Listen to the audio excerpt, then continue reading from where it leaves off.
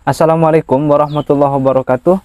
Teman-teman sekalian, para kawan-kawan sekalian, para audien dimanapun Anda berada, Alhamdulillah hari ini kita bisa bertemu kembali dalam keadaan sehat walafiat tanpa ada halangan apapun. Mudah-mudahan kita semua tetap dalam lindungan Allah Subhanahu wa taala. Baik teman-teman, kita masuk pada pembahasan selanjutnya di kitab yang sama, yaitu adalah pembahasan fi dzikrin nida, yaitu berita panggilan. Katakanlah demikian. Apa yang dimaksud dengan berita panggilan di sini? Maka dari itu kita langsung masuk pada poinnya. Bismillahirrahmanirrahim. Idza faraqo ruhul badana nudiya minas sama bi salasi sayhatin. Ketika roh ataupun ketika nyawa sudah berpisah sepenuhnya keluar daripada jasad, maka nanti akan ada suara panggilan dengan lantang yang datangnya dari langit sebanyak 3 kali. Kira-kira suara daripada panggilan itu nanti akan berbunyi begini. Ya ibna Adam, ataroktat dunya amid dunya tarokatka. Yang pertama yaitu adalah, wahai ibna Adam, anak Adam, atau wahai manusia, apakah engkau yang meninggalkan dunia, atau apakah sebenarnya dunialah yang sedang meninggalkanmu? Satu. Yang kedua, panggilan yang kedua, ajama'tad dunya amid dunya jama'atka. Sebetulnya engkau yang mengumpulkan dunia, engkau yang menimbun dunia, atau sebetulnya engkaulah yang ditimbun oleh dunia ini, engkaulah yang dikumpulkan oleh dunia ini. Barulah yang ketiga, akotaltad dunya amid dunya kotalatka. Apakah engkau yang berhasil menaklukkan dunia ini, membunuh dunia? Enaknya kayaknya diterjemahkan dengan menaklukkan saja gitu ya. Kemudian yang terakhir panggilannya yaitu adalah, apakah engkau yang berhasil menaklukkan dunia ini, atau sebetulnya engkaulah yang sedang ditaklukkan oleh dunia ini, atau sebetulnya engkaulah yang sedang dibunuh oleh dunia ini. Sampai di sini jasad daripada Ibnu Adam itu, jasad daripada manusia yang telah keluar rohnya, tidak mampu menjawab atau tidak bisa menjawab. Selanjutnya, wa idza wudi'a 'alal mughtasal nudiya bisalati sayhatin. Ya bana Adam, aina badanuka al-qawi ma'ad afaka. Ketika jasad manusia yang sudah mati ini diletakkan ataupun dibawa ke tempat pemandian, sesampainya di tempat pemandian, nanti akan ada suara lagi yang memanggil dengan panggilan pertama, wahai anak Adam, wahai manusia, dahulunya engkau adalah orang yang kuat, orang yang perkasa, orang yang kekar. Hari ini mana ma'at afaka? Kenapa kamu tiba-tiba menjadi orang yang lemah? Apa yang membuatmu lemah? Kata panggilan yang pertama. Dilanjutkan panggilan yang kedua, wa aina lisanukal fasih ma askataka. Dahulunya engkau orang yang pandai berbicara, dahulunya engkau adalah orang yang pandai berbahasa begini dan begitu, pandai berceramah, pandai berkhutbah dan lain sebagainya. Hari ini kok tiba-tiba kamu menjadi orang yang pendiam? Mana kefasihanmu yang dulu itu? Tunjukkan. Katakanlah begitu ya. Ini adalah suara panggilan yang kedua. Selanjutnya panggilan yang ketiga, wa aina ahibbauka ma auhashaka. Yang terakhir adalah, manusia, anak Adam, kata suara panggilan itu, mana kekasih-kekasihmu zaman dahulu itu? Mengapa hari ini engkau menjadi orang yang gersah?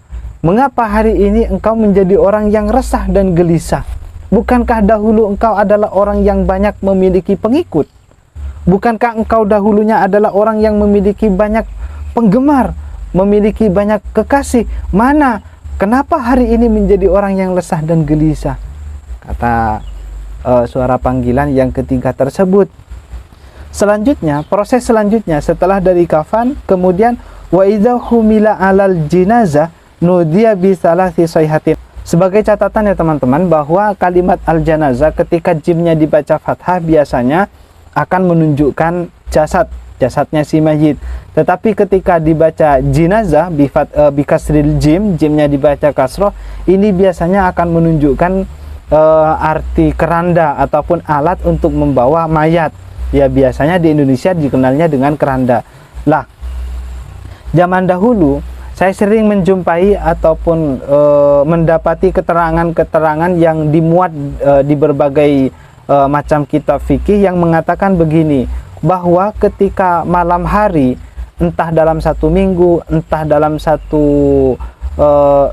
maksudnya satu minggu sekali ataupun sebulan sekali, atau ketika sudah tidak membawa mayat, maka keranda ini akan pergi, akan terbang dari tempatnya berkeliling desa sambil bernyanyi, sambil berdendang. Bagaimana dendangannya? Ya, mudah-mudahan saya tidak salah ya, bisa dikoreksi nanti. Kira-kira begini. Undur ilayya bi'aklik anal muhayya linaklik anasarirul manaya kamsarin misli bimislik. Terus begitu.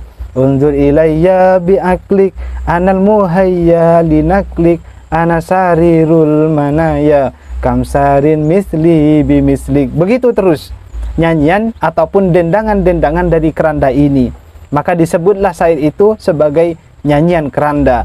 Apa artinya? Unzur ilayya bi'aklik. Wahai para manusia, coba renungkan dengan akal fikiranmu. Anal muhayya linaklik. Akulah tempat yang diperuntukkan untuk membawamu. Kata keranda. Anasarirul manaya. Akulah keranjang kematian. Akulah keranda kematian. Akulah tempat kematian.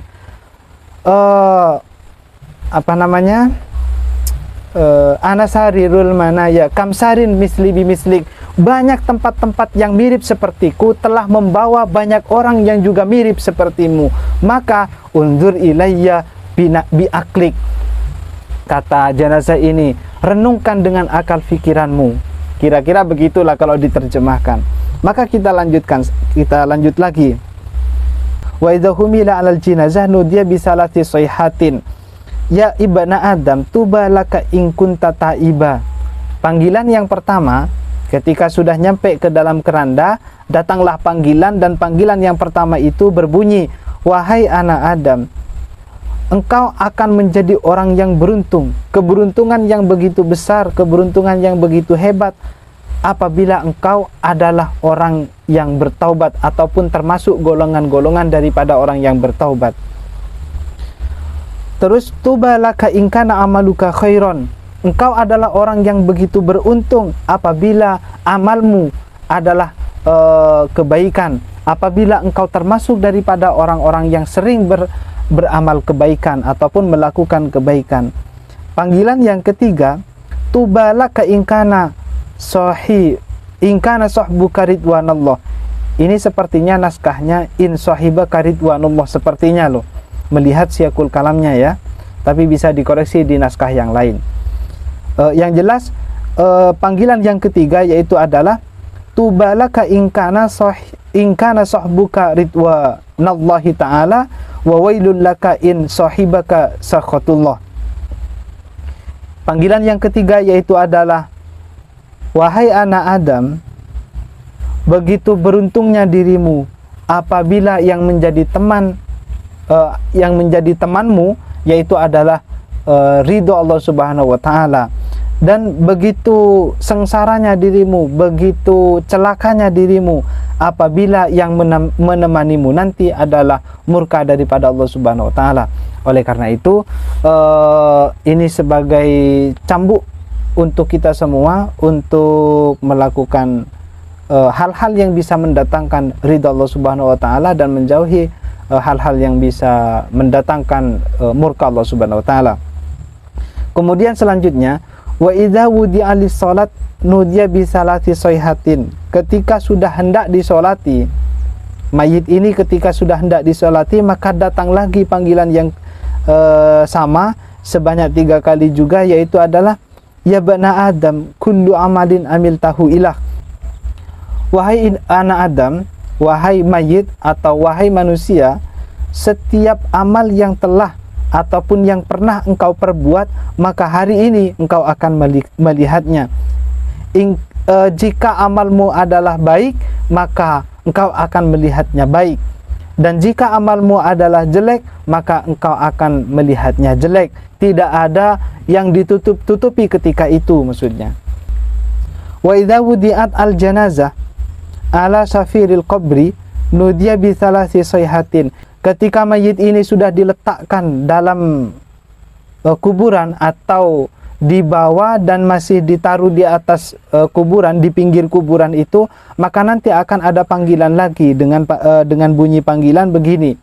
Yabna Adam, mata sawwata fil umron. Wahai anak Adam, bekal apa yang engkau perbuat, yang engkau sediakan atau yang engkau kumpulkan ketika engkau masih berada di bumi yang begitu ramai untuk menuju tempat yang rusak ini, tempat yang rapuh ini, yaitu adalah tempat peletakan mayit yang kira-kira ukurannya 1 meter berapa? 2 meter ya, 2 meter kali setengah paling ya, kira-kira begitulah.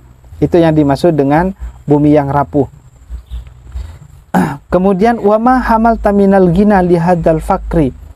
Kira-kira kekayaan apa dari kekayaanmu, kekayaan apa yang engkau bawa untuk menuju kefakiran ini? Yaitu adalah ketika berada di dalam kubur. Dalam kubur itu kan diistilahkan dengan fakir gitu loh. Kemudian suara selanjutnya, wama hamal taminan nur lihadal dulmah. Dan kira-kira cahaya apa yang engkau bawa untuk menuju kegelapan ini? Jadi di alam kubur itu kan gelap. Kira-kira apa yang kita lakukan, apa amal kita di dunia ini yang bisa kita gunakan untuk penerangan ataupun digunakan untuk lampu ketika nanti berada di alam kubur. Kira-kira begitu.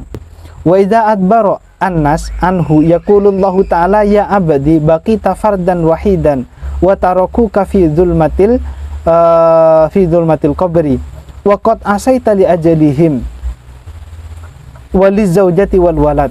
Jadi intinya begini, ketika manusia sudah pergi meninggalkan mayit dalam kuburannya, maka Allah Subhanahu wa taala berkata, ya abdi, wahai hambaku, hari ini engkau ditinggalkan, hari ini engkau dibiarkan menyendiri dan seorang diri, dan keluarga-keluargamu telah meninggalkanmu di dalam tempat yang begitu gelapnya ini. Sementara waqad asaita, sementara di zaman dulu waktu engkau masih berada di dunia, engkau pernah melakukan maksiat, engkau pernah melakukan dosa dengan alasan untuk memperjuangkan keluarga, dengan alasan untuk memperjuangkan anak istri. Tetapi saat ini engkau ditinggalkan sendiri dan juga menyendiri, kata Allah Subhanahu wa taala. Kemudian Allah melanjutkan, wa ana arhamukal yauma rahmatan yata'ajjabu minha al khalaik. Dan hari ini aku akan memberikan belas kasihan kepadamu, dan dengan belas kasihan yang akan membuat seluruh makhluk ini merasa takjub, merasa kaget, merasa wah. Begitulah kira-kira. Wa ana asfaqu 'alaika minal walidah biwaladiha. Dan aku akan menyayangimu, aku akan mengasihimu sebagaimana seorang ibu mengasihi anaknya. Mungkin hanya itu yang bisa kita sampaikan, kita suguhkan pada hari ini. Akhiran, wassalamualaikum warahmatullahi wabarakatuh.